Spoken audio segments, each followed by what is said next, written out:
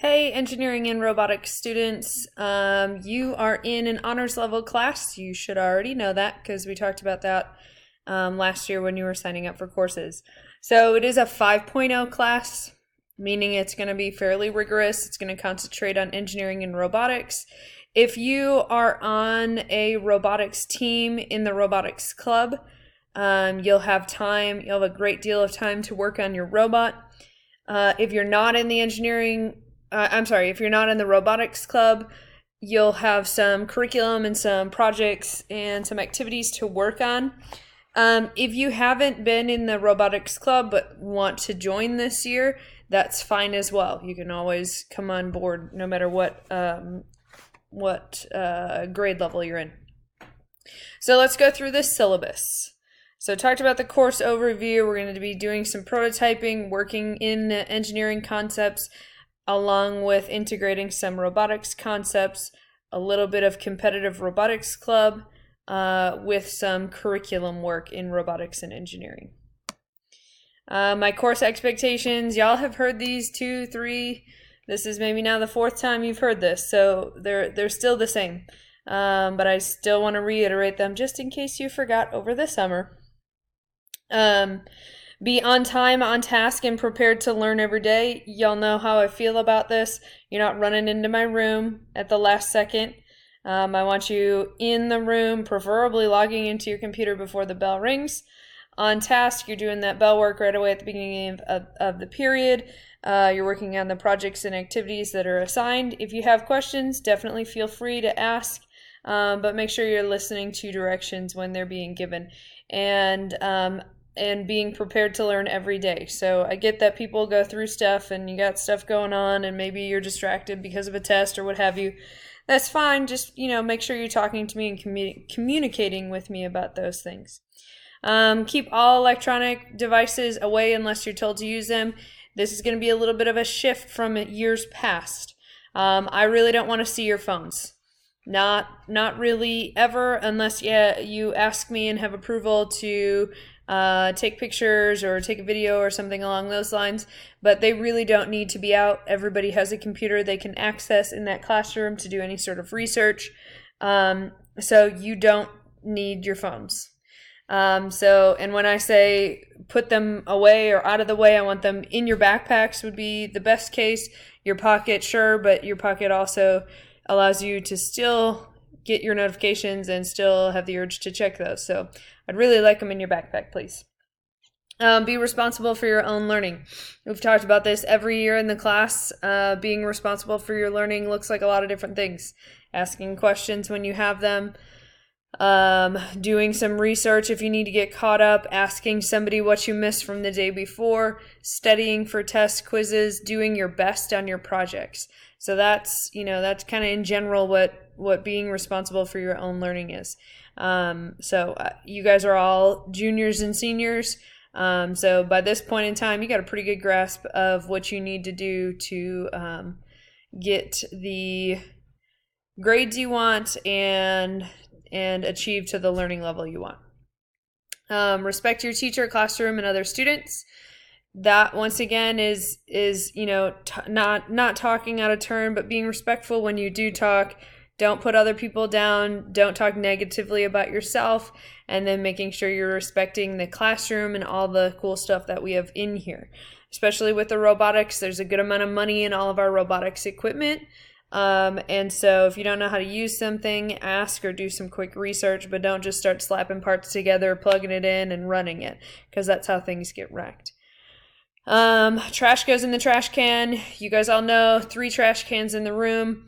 One up front, one by the door into Mr. Rudd's room, and one by the pencil sharpener in the back corner. So please make sure your trash is going in the trash can. And that is just to help me. One more expectation that I want to add to this, guys. You know that you're not crowding by the door at the end of the period. You guys are staying in your seats, at your tables or at your computers, and you are quiet, I'm sure patiently waiting for the bell to ring. So that is, as you guys know, my expectation for the end of the period. Looking at our grading system. So our grading system 25% of your grade is going to come from quizzes, participation, tutorials, daily activities, bell work, and then 75% is going to come from test projects and portfolios.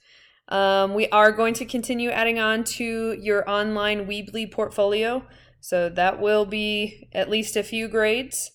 You will have several projects, and we'll have to do some tests in there as well. Once again, y'all know that I like doing projects more than tests, but we are going to have a mix of it. So yeah, that is that. I think that's pretty easy and understandable. Late work policy. I do want to touch on that real quickly.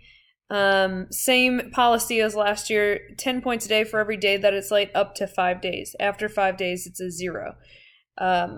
Unless you have extenuating circumstances, and that would be an extreme illness or an unplanned, family issue that you're gone for a week or more. I understand that after that much time, it gets quite daunting to try to make things up. So please make sure you're having discussions, and you need to make sure that you are discussing with me and we come up with a plan together. One big note that I want to make sure that we are all reading and paying attention to and following is extracurriculars are not valid excuses for turning things in late or failing to turn them in on time.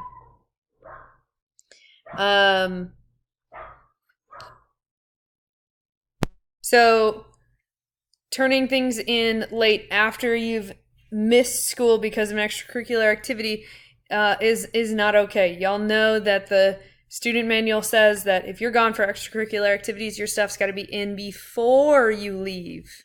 So if you've got something going on, and with us having class during third period, this shouldn't be a huge deal, but if you do have to miss for concerts or plays or sports, you have to, I would say 2 to 3 days before you're going to be gone, you need to be talking to me and seeing what's going on. There's probably a lot of times where we're working on something long term and you're missing 1 day isn't going to affect it. It's still going to be due when it's due.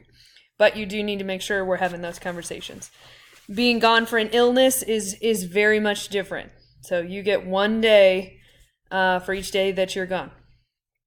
My contact info hasn't changed. My conference period is second period. That's really more for your parents to be looking at if they need to set up a time to call or meet or something like that.